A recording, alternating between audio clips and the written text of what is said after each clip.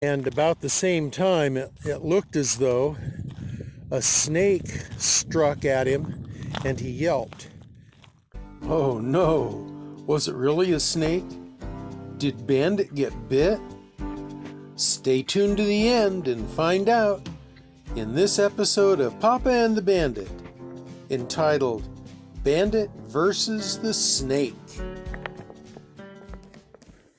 Well, this is Celia's Rainbow Garden, as you can see what the sign says, and out beyond the sign is a radio-controlled airport and flying area.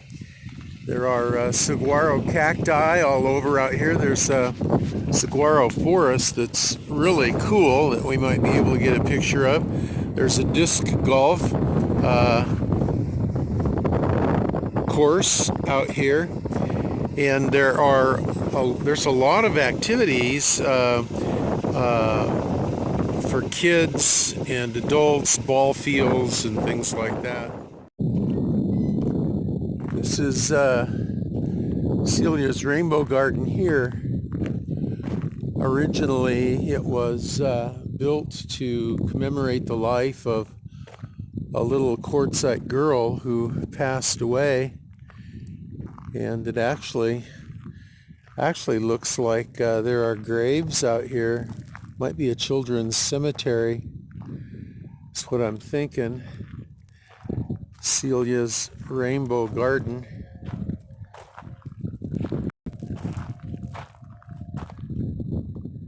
Here's a memorial to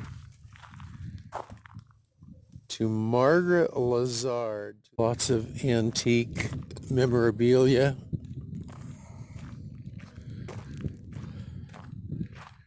And that grove of palm trees over there. Very interesting. It looks like mining tools and equipment here. All kinds of different cactus trees, prickly pear. This is pretty interesting right here too. It's bells. Why? I don't know. I came to this side to get a picture because the sun's behind me. If I go to the other side, the sun's going to be in your face. But I think I need to go to the other side to see if there's a plaque of some kind. Well, there's no plaque, but there is a pull chain.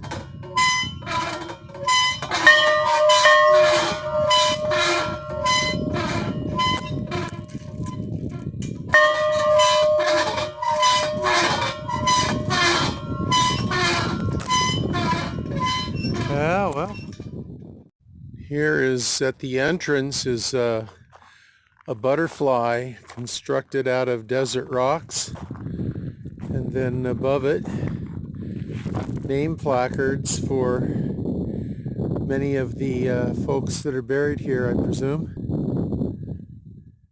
Equipment that we looked at earlier, and meditation benches here, and we were looking from a distance at this grove of palm trees here. It's kind of interesting. Yeah, this area is well groomed too, and I don't know what these plants are. Like right here, that have these deep red blossoms on them. They almost look like fuchsia blossoms. That guitar and boots in the rock. Is that what that is? Yeah. You sure? How do you know? Oh, I see the white in the middle. Yeah, that one's reverse. Yeah. See, hey YouTube, hey friends, you see the frog right there? It looks like Kermit the. This must be a place where people have their ashes interred. I can't imagine that many caskets in that small a space. But that's a pretty interesting, unique piece of lava right there that is the centerpiece to it. There behind me over my shoulder you can see a saguaro cactus forest garden, I guess, really, of maybe 12 or 15 very mature saguaro cacti. It's a very interesting sight. You don't, this is a little far away from the traditional saguaro cactus habitat. So you see them here and there in ones and twos sometimes, but you don't see a whole lot of them grouped like this. It's pretty interesting. Well, this is, I don't know if there's a name for this or a title, but this is a cactus skeleton that is representative of how cacti end their lives. Anyway, this one is, they're attempting to preserve it by keeping it wire tied and keeping all of the spines together, but inside a green cactus, that gives you an idea of what it looks like and how it gets supported. Oh, here we have prickly pear in bloom. It's been raining here a little bit, and in the desert, when things rain, plant life starts to blossom out. And that's an awfully pretty pink violet color here of this prickly pear. I really like that. That's beautiful. 1938 to 2008, Grant Young. And there's a picture of Grant playing the guitar. Friend and father, member of the 5-star family. This guy. Maybe if he crows loud enough, he might wake somebody up around here. Probably not. Well, we got the wind blowing here at this location, so I'm trying to shield it with my body and with my big old fat head and beard to try to keep the audio reasonable for y'all. Right behind me there is a game park. Looks like a football, soccer field, and bleachers and such, probably where the schools will come and have their competitions. And over this way behind Jim, we've got these Air Force, I don't know what they are, F-100s or older fighter aircraft, very old. Mountain here in between these two old jets that anytime you see running water out here in the desert, it's always a welcome thing. See right there's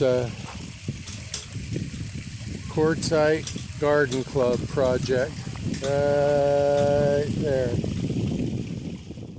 I was just walking Bandit out here in the desert, and I saw something moving at the bottom of a bush, and I jerked him hard to get him away, and about the same time it looked as though a snake struck at him and he yelped. So I don't know if he was yelping because he got bit, or if because I jerked him. Found him. There he is. And I'm pretty certain it's not a rattlesnake.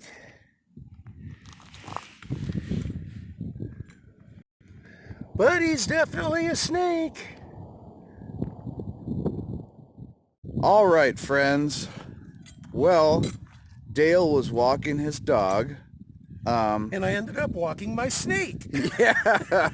Yeah. All of a sudden his dog yelped, and then he thought maybe it got bit, but we don't think it did. Even if it did, it wouldn't matter with this snake. So what did you get here?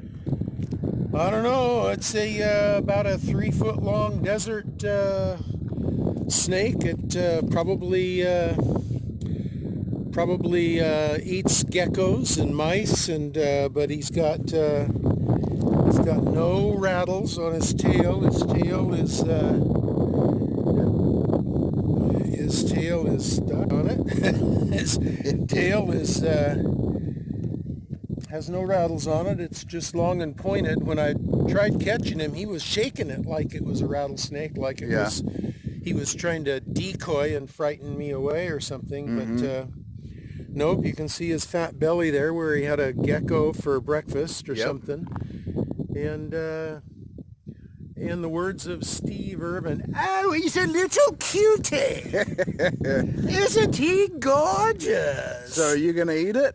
No, I'm going to let him go. Oh, that's probably he's more valuable out there catching mice that would try to build a nest in my engine than eating him. Yep, I agree. Besides that, I don't know how to cook snake. Yeah. So, hey, Jim, catch! There's not a lot of No, it's not a lot of meat. Since his belly's full and everything. Probably be more meat than whatever he ate. He's not a huge snake, but if this were a rattlesnake, he would be definitely big enough to give you a wallop. Oh, yeah. The tongue flicking out there? Yep. You found it so you can feel better about your dog? Yeah, first snake I've ever seen out in the Arizona desert. All the weeks that I've been camping out in the Arizona desert. You ever seen a snake out in the desert, a wild one? You ever seen a wild snake out in the desert? No, I haven't. Yeah, see? Well, make a face for a thumbnail. You got me this tongue hanging out. There you go. Peace out, friends. Thus ends the saga of the snake. I am releasing him out here underneath this bush in the green belt right here where we're camping, and he is going to have a long and happy life. There he goes down the hole. That was kind of exciting. I'm sure glad that that was not a rattlesnake, but it does serve as a warning and a reminder that snakes are active, and if that little snake is active, then rattlesnakes are likely active too. So I got to be real careful from now on about keeping Bandit away from places that I think there might be rattlesnakes lurking. Yep, don't want my little baby to get bit.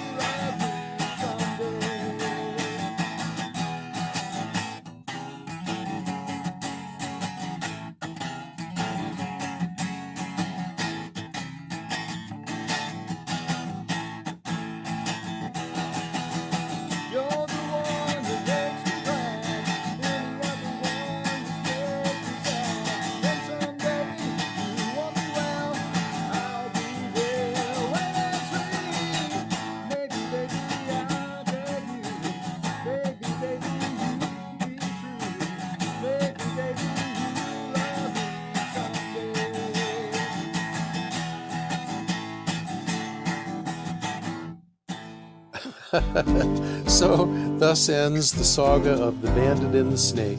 Thank you so much for watching, friends, and we'll see you next time around. Hey, don't forget to subscribe and click the bell too, won't you? Thanks a lot. See you next time.